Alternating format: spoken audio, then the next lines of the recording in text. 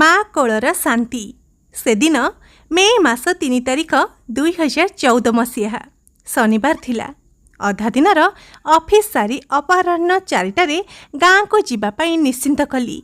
द्वितीय महलारू आसी तले पहुँचवा परे पार्किंग रे देखिली बाइक पंक्चर हो जाइछि। मे मासर खरा बेଳରେ पंक्चर मारिबाकु हेले बाइक गड़े गड़े आधा किलोमीटर पर्यंत जीवाकु हेबो।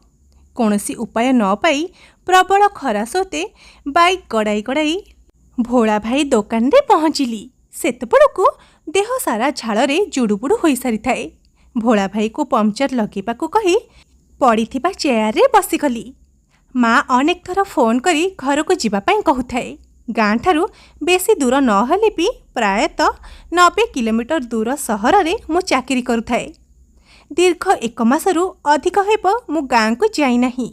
एहार मुख्य कारण थिला खरा दिन गाँ रे अकस्मातक वर्षा पवन आसिबा परे हठात विद्युत चली जाए। पुणी आसिब आसिब चाही चाही दिने 2 दिन लागी जाए। गुळुगुळी एते परिमाण रे हुए जे ना राति रे सोई हुए ना दिन रे कोठी शांति रे बसी हुए। सहरर पाणीपागरे दीर्घ 14 वर्ष काटिबा परे देह सुआ हो जाइथिला जे गाँ रे विद्युत नथिले असह्य जंत्रणा मु अनुभव करे। वातानुकूलित ऑफिस और ता सहित भी कंपनी तरफरु वातानुकूलित घर सहित अत्याधुनिक सरंजामर समस्त प्रकार सुविधा सुजोग। एते सबु सुविधा सुजोग को छाड़ी दिने 2 दिन पई गाँ को जाई हंतसंत हेबा अपेक्षा एठारे खरार 4 मास काटिबा पई मु प्रथमरु मने मने स्थिर करि सारिथिली। किंतु माँ बारंबार फोन सते बाध्य होई घर को जीवा पई राजी होइथिली जे भाग्य को बाइक खराब। झाड़े जुड़ुबुड़ु हेबा परे निष्पत्ति बदली गला। माँ को भी मिछ सत कहीदेवी कि ऑफिस काम अछि जाई परिबिनी। काली महाप्रभु को देखिबा पई सांग मानक सहित पुरी चली जिबी एमिति मने मने भाबुथाए। हठात मोर नजर पड़िला गोटे 10-12 वर्षर छोट पिला किछि समय होला मते चाही रहिछि। मते लागिला जेमिति से मो सहित किछि कथा हेबाकु चाहुछि किंतु लोक गहली रे किछि कहि पारुनी। भोला भाई पंक्चर लगे सारिबा परे मु तांको हाथ को 100 टंका बढ़ाई।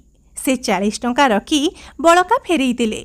मो बाइक स्टार्ट करी जीवा पई उद्यत हेबा मात्र के छोट पिलाटी मो पाखक आसी संकोच हृदय रे तळको मुह करी कहिला कि बाबू 10 टंका देबे। हठात 10 टंका मागिबा सुनी मो प्रश्नवाचक चक्षुरे पिलाटी को चाहिली। से कौन बुझला कि जानी मते कहिला कि बाबू प्रत्येक दिन मो गाँरु बस रे सहर को काम करिबा पई आसे। मु जन्मरु बापा को देखी नहीं। माँ मते पाली पोसी बड़ करिछि। एही केते दिन हैला तार देह खराब जे मते एठाको प्रत्येक दिन आसी कोनोसी चा किंबा जलखिया दुकान रे काम करी संध्यारे घर को फेरी जिबाको हुए।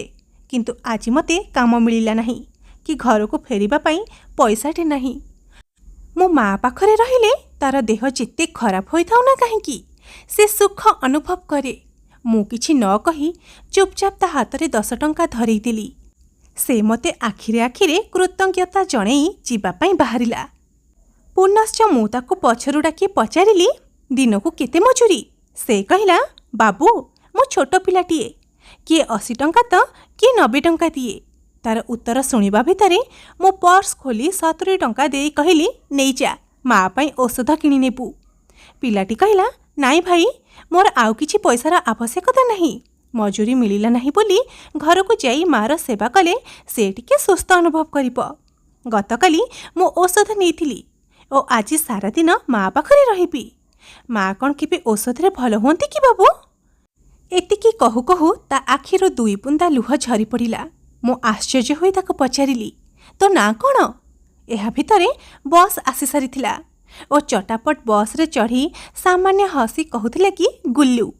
गुल्लूर बस मो आखि सामनारू धीरे धीरे अदृश्य होइथिला। से फेरई थिबा 70 टंका मो हाथ मुठारे भिजी जाइथिला। सहरर गहलीपूर्ण भिड़रे थाई मध्य मो निजको एकुटिया मने करुथिली। किछि चिंता करिबा परे बाइक को घर मुहा करी एका राहारे घरे पहुँचिबार निष्पत्ति नेली। बाइक स्टार्ट करी केतेबेले सहरर ट्राफिक पोस्ट पारी होई घंच जंगलर दुर्गम रास्ता देई केतेबेले मो घरे पहुँचिली ताहा मोर सठिक मने नहीं बा मनरे थिले मध्य ଗୁଲୁର ସେ କେତୋଟି ପଦ କଥା ମୋ ମନକୁ ମନରେ ଆନ୍ଦୋଳିତ କରୁଥିଲା, ଯାହାକି ମୋ ଦୀର୍ଘ ରାସ୍ତାର ପଥ ଅପସରି ଯାଇଥିଲା। ସୂର୍ଯ୍ୟଦେବ ଅସ୍ତ ହେବା ପୂର୍ବରୁ ଘର ଅଗଣାରେ ପାଦ ରଖିଲି। ଘର ଅଗଣାରେ ମା ଦଉଡ଼ିଆ ଖଟିଆ ଉପରେ ମଥାରେ ଓଦା କପଡ଼ା ରଖି ଶୋଇଥିଲେ। ବାପା ଅଲଗା ଅଲଗା ଔଷଧ ଚାମଚ ଚାମଚ କରି ମାଆକୁ ପିଆଉଥିଲେ। ମୋତେ ଦେଖିବା ମାତ୍ରକେ ମା ତୁରନ୍ତ ଖଟିଆରୁ ଉଠି ବସିଲା ଓ କହିଲା, ମୋ ଧନ, ଯାହା ହେଉ ଭଲରେ ଘରେ ପହଞ୍ଚିଗଲୁ। ଏବେ ମୁଁ ସମ୍ପୂର୍ଣ୍ଣ ସୁସ୍ଥ ହୋଇଯିବି।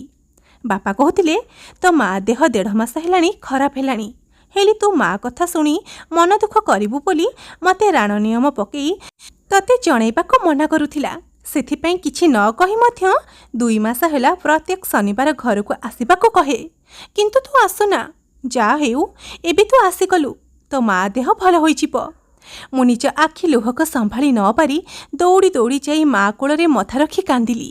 ମା ମୋତେ ନିଜ ଛାତିରେ ଚାପି ଧରି ତା ପଣତ କାନି ଘୋଡ଼େଇ ମୋର ଶୁଭ ମନାସୁଥିଲା।